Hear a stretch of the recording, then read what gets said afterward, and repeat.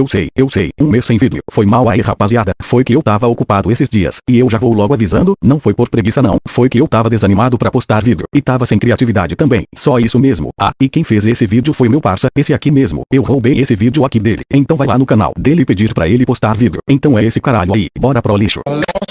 O episódio já começa com o vilão correndo e chegando na voadora no outro vilão. Daí chega a Nejire, fazendo cosplay de Pikachu e dando choque do trovão aos vilão. E eu achei que o Kaminari fazia cosplay de Pikachu.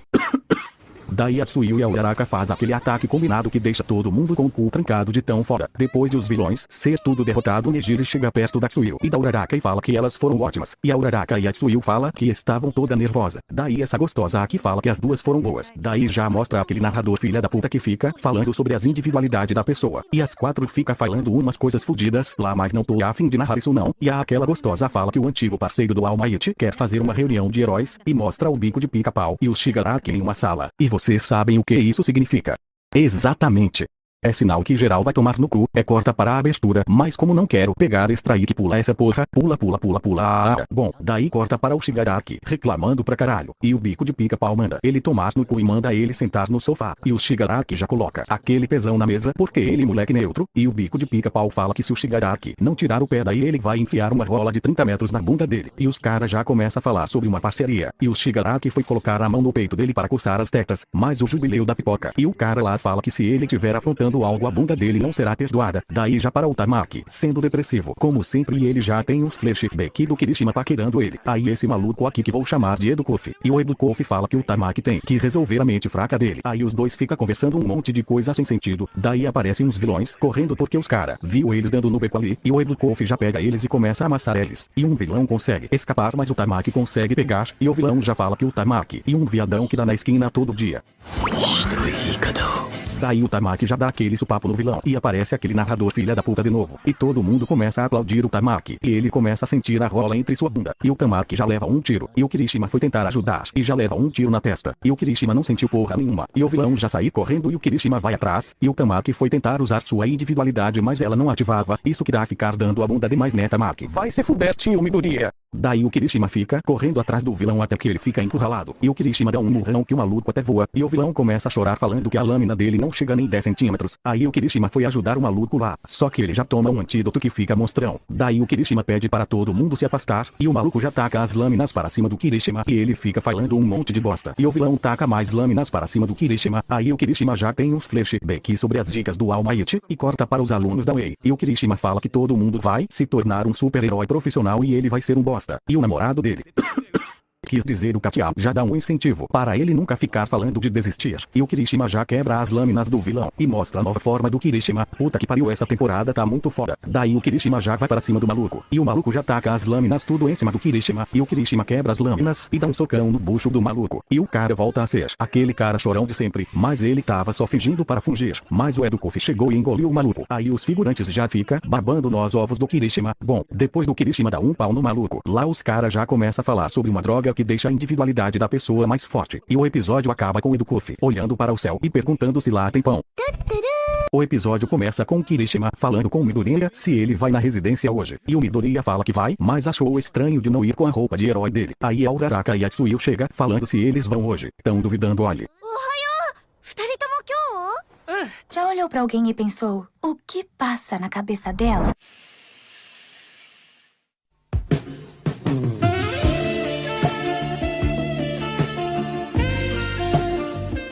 Daí os cara fica fazendo umas putas trajetórias lá até chegar na agência do Sunlight. Aí os cara abrem uma porta e vê um monte de herói reunido. Daí já corta para o Sunlight falando que graças a todo mundo a investigação de tráficos de lolis avançou muito. Puta merda, eu tenho que parar de distorcer a história. Bom, e ele fala que terá uma reunião sobre a organização do bico de pica-pau. O gordo viado, eu não sei de nada disso. Sai mais, que porra é essa? Cala a boca, cabelo de porco espinho vermelho. Bom, eles podem fazer alguma maldade. Então tá na hora de ficar 2 dias aqui ouvindo o Sunlight falando sobre isso. Aí corta para aquela gostosa lá lá falando sobre o grupo de vilão. Daí mostra esse bicho feio falando mais sobre a Hazaikai. Daí o Gran Torino pergunta por que de ter chamado ele aqui e fala que não queria ter metido um Midoriya em problema. E o Togata fala de onde ele conhece esse velho, e eu falo que ele foi meu responsável pelo meu estágio. Bom, e o Sanaichi fala para aquela gostosa continuar, e ela fica falando mais algumas coisas lá. O bicho feio manda ela tomar no cu e pede para ela pular isso, e o maluco do Super Choque fala porque eles iriam precisar dos alunos da Wei, e o Ebukofi fala que o Kirishima e o Tamaki foram responsáveis por salvar a bunda dele. Aí o Sanaichi que eles suspeitaram que eles estavam vendo umas drogas lá, por isso ele pediu ajuda dos heróis, porque o vacilão não consegue fazer sozinho. Daí o Ebukofi fala que em anos de sua carreira como super-herói ele nunca viu uma droga que destrói individualidades. Isso é bom que dá para recuperar, mas quero saber uma coisa, eu como que fico? Eu quero tacar raio no fiofó dos caras lá.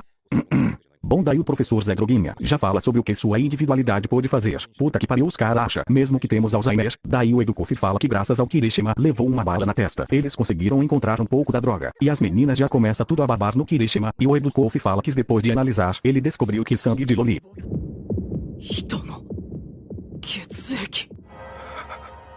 Daí aparece a foto do bico de pica-pau, e eu e o Togata já ficamos com o cu trancado. E o Sanaichi fala que a individualidade do bico de pica-pau permite que ele desmonte e restaure. E o Sanaichi fala que a individualidade dele desmontar que permite que ele quebre coisas e as conserte igual a bala, que ele criou que é capaz de quebrar individualidades.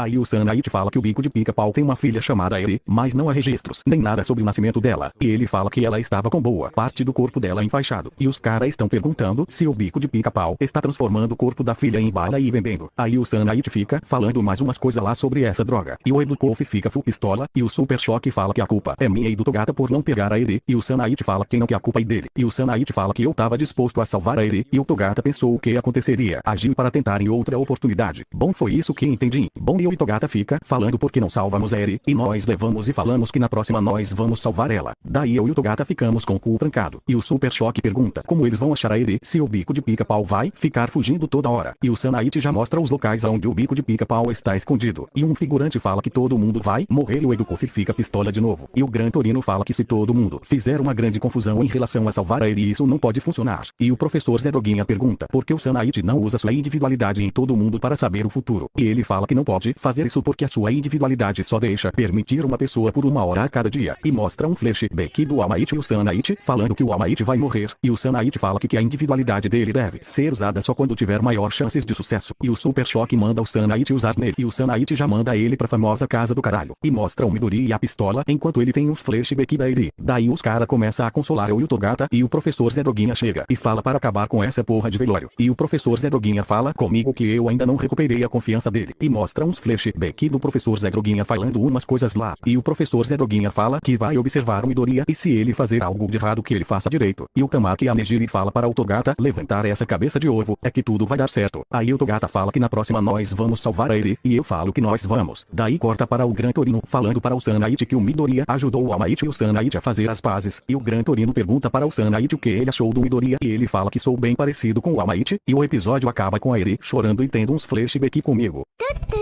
Motivação foi disso que eu precisei pra honrar esse legado tão pesado que ganhei. Farei o impossível pra ser o herói que sonhei.